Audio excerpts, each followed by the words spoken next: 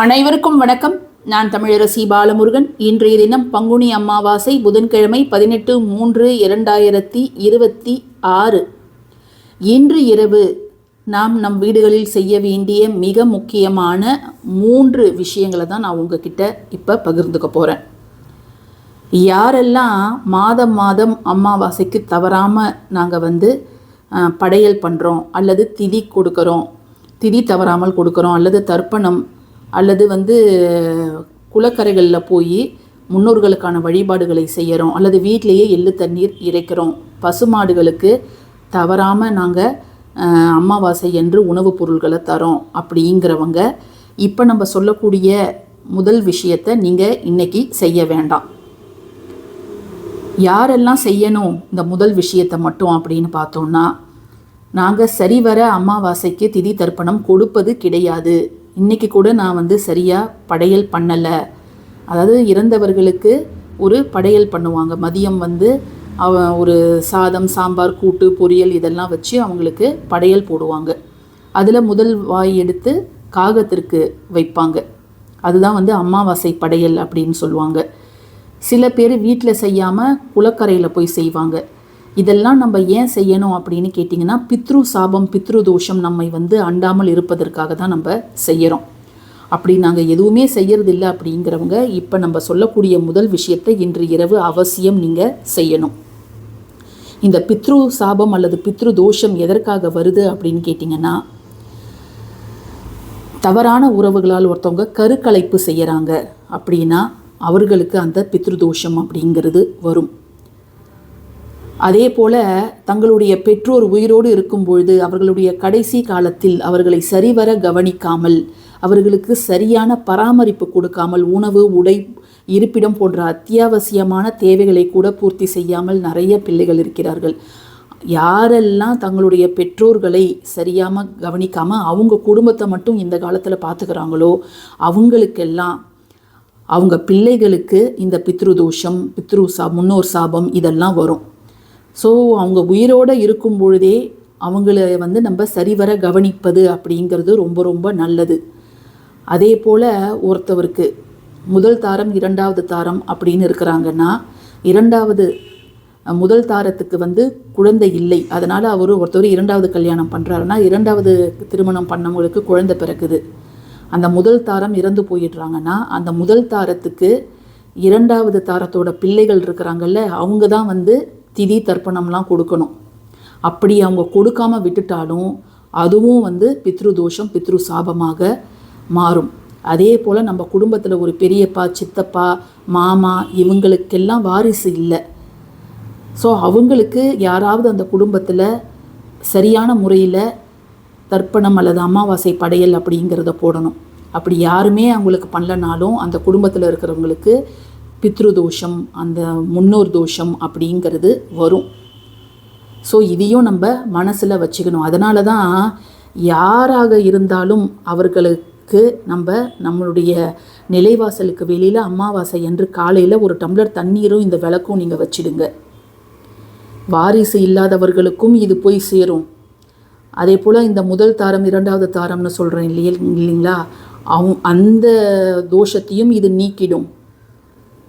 அதே போல் நம்முடைய குருமார்கள், நம்முடைய நெருங்கிய நண்பர்கள் அவங்கெல்லாம் சில பேர் வாரிசு இல்லாமல் இறந்திருக்கக்கூடும். ஸோ அதனால் ஏற்படக்கூடிய தோஷத்தையும் இது நீக்கும். அப்படி இல்லைனா கூட நமக்கு புண்ணிய பலன்களை பெற்றுத்தரும். ஸோ இந்த இதை நீங்கள் வெளியில் இன்றைக்கி வச்சுருக்கணும். இன்கேஸ் நீங்கள் வெளியில் நான் வைக்கலை, இன்றைக்கி காலையில் நான் மறந்துட்டேன் அப்படின்னா, இன்று இரவு நீங்கள் தூங்க போகிறதுக்கு முன்பு உங்கள் ஹாலில் ஒரு டம்ளர் தண்ணீரும் ஒரு நல்லெண்ணெய் தீபமும், இதை தெற்கு பார்த்து வைக்கணும்லாம் எந்த அவசியமும் கிடையாதுங்க. நீங்கள் கிழக்கோ வடக்கோ எங்கே வேணாலும் வைக்கலாம். இதை வச்சுட்டு நீங்கள் வேண்டிக்கோங்க, நாங்கள் உங்களுக்கு ஏதாவது தவறுதல் செய்திருந்தால் எங்களை மன்னிச்சிடுங்க, நீங்கள் எப்பொழுதும் இருந்து எங்களுடைய குடும்பத்தை வழி நடத்தணும் அப்படிங்கிறத நீங்கள் வேண்டிக்கோங்க. ஏன்னா அவங்களுடைய தோஷம், சாபம் அப்படிங்கிறது நம்முடைய குடும்பத்திற்கு ஆகாது. சில பேர் இதெல்லாம் நான் நம்ப மாட்டேன், பொய், நம்ம தண்ணி வைக்கிறோமா விளக்கு வைக்கிறோமா அப்படின்னு 10 வருஷத்துக்கு முன்னாடி செத்து போன எங்கள் தாத்தா பார்க்க போகிறாரா அப்படின்ட்டு நீங்கள் யோசிக்கலாம். எது எப்படியோ நம்முடைய கடமையை நம் ஒழுங்காக செய்வது அப்படிங்கிறது நல்லது. சில பேர் கேட்குறாங்க, அவங்க இன்னொரு பிறப்பு எடுத்து அவர் வேறு ஒரு வீட்டில் பிறந்திருப்பார், அல்லது அவர் நாயாக பூனையாக பிறந்திருப்பார், அவர் நம்ம இன்னும் நமக்கு வந்து படையல் போடுறாங்களான்னு அவர் வந்து செக் பண்ணிகிட்டு இருக்க போகிறாரா, சும்மானாலும் நீங்கள் கதை அடிக்காதீங்க அப்படின்னு சில பேர் சொல்கிறாங்க. முன்னோருக்கு நம்ம செய்ய வேண்டிய கடமைகள் அப்படிங்கிறது சிலது இருக்குது. அதை நம்ம செய்வது அப்படிங்கிறது நம்முடைய குடும்பத்திற்கு நல்லது அப்படின்னா நம்ம கிராஸ் கேள்விலாம் கேட்காத இதை செய்வது அப்படிங்கிறது நல்லது. இதை நம்ம செய்ய முடியாதா? ஒரு டம்ளர் தண்ணீரும் ஒரு விளக்கும் நம்ம தாராளமாக பண்ணலாங்க. இரண்டாவது மிக முக்கியமான ஒரு வழிபாடு, யூஸ்வலாக நம்ம உப்பு மூட்டை பற்றிய ஒரு பதிவை நான் போடுவேன். பட் ஆனால் அதை எல்லாருக்குமே நம்ம சேனலில் இருக்கிறவங்களுக்கு தெரிஞ்சிருக்கும். அதை வந்து நீங்கள் இன்றைக்கி மாலை, அதாவது நீங்கள் முன்னோர் வழிபாடு செய்ததுக்கப்புறம் எந்த நேரத்தில் வேணாலும் நீங்கள் உப்பு மூட்டை கட்டலாங்க. பழைய உப்பை வந்து டிஸ்போஸ் பண்ணிவிட்டு அந்த துணியையும் வாஷ் பண்ணிவிட்டு உங்களுடைய பூஜை அறையில் அதை வைத்து உங்களுடைய குலதெய்வம் இஷ்டதெய்வத்தை வேண்டி நீங்கள் கட்டலாம். இன்று இரவு இது வந்து எல்லாருமே செய்யணும். நீங்கள் அமாவாசை வழிபாடு செய்திருந்தாலும் சரி, அல்லது நான் செய்யலை மறந்துட்டேன் அப்படின்னாலும் சரி, இதை வந்து எல்லாருமே செய்யணும்.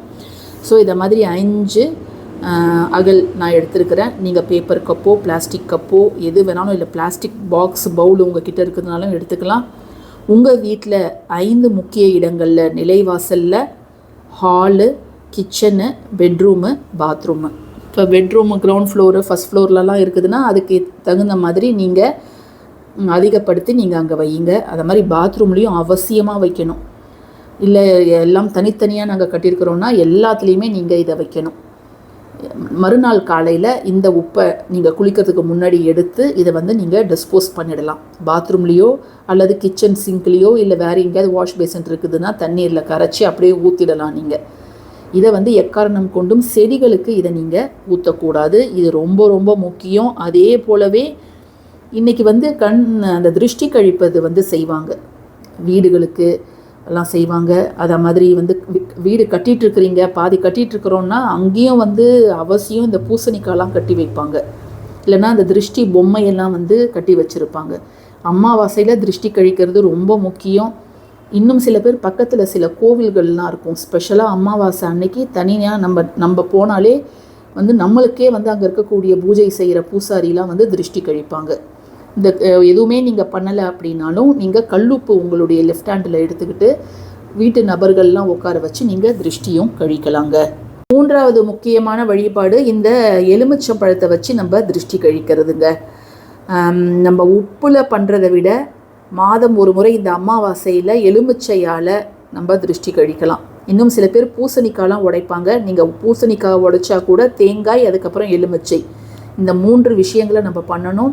அட்லீஸ்ட் இந்த எலுமிச்சம் பழத்தால் இன்று இரவு ஒரு 12 மணிக்கு முன்பு, ஒரு 7 மணிக்கும் பண்ணலாம், 8 மணிக்கும் பண்ணலாம், வீட்டில் இருக்கக்கூடிய நபரெல்லாம் கிழக்கோ அல்லது வடக்கு முகமோ அமர வைத்து வீட்டில் இருக்கவங்க பெரியவங்க இதை வந்து நீங்கள் இதுக்கு மேலே சாதாரணமான ஒரு கற்பூரம் வச்சு நீங்கள் இடமிருந்து வலம், வலமிருந்து இடம் 3 முறை, அப்புறம் மேலிருந்து கீழ், ரைட் ஹேண்டு லெஃப்ட் ஹேண்டெல்லாம் இப்படி பண்ணிவிட்டு எரியணும். கற்பூரம் எரிஞ்சிட்ருக்கணும். நீங்கள் அதை மாதிரி செய்யும்போது கற்பூரம் எரிஞ்சிட்ருக்கணும். அதுக்கப்புறம் வந்து நீங்கள் இதை வெளியில் போய் போட்டுடலாம். சில பேர் வந்து கீழே போட்டு காலாலே வந்து மெரிச்சிடுவாங்க, மெரிச்சு இதை வந்து பீஸாக ஆக்கிடுவாங்க. அதை மாதிரியும் நீங்கள் செய்யலாம். இல்லை இதையே வந்து 4 பீஸாக கீழே கட் பண்ணாமல் மேலே மட்டும் கட் பண்ணி இங்கே லெமன் வச்சு அந்த 4 பீஸையும் பிச்சு 4 திசையிலையும் போட்டுடுவாங்க. ஸோ ஏதாவது ஒரு விஷயத்தை நீங்கள் இன்றைக்கி பண்ணுங்கள். அதை மாதிரி செய்யும்போது நம்ம வீட்டில் இருக்கக்கூடிய அனைத்து விதமான திருஷ்டிகளும் விலகி நல்ல அதிர்வுகள் உண்டாகும். அதன் மூலம் வீட்டில் நம்ம என்னென்னத்துக்கெல்லாம் பிரார்த்தனை பண்ணுறோமோ அது அனைத்தும் நிறைவேறும். சகல சௌபாக்கியங்களும் கூடும். கோடீஸ்வர யோகமும் உங்களை தேடி வரும். பதிவு பிடிச்சிருந்ததுன்னா கட்டாயமாக லைக் பண்ணுங்கள், ஷேர் பண்ணுங்கள், நம்ம சேனலுக்கு சப்ஸ்கிரைப் பண்ணுங்கள். தேங்க்யூ ஃபார் வாட்சிங் திஸ் வீடியோ. நன்றி.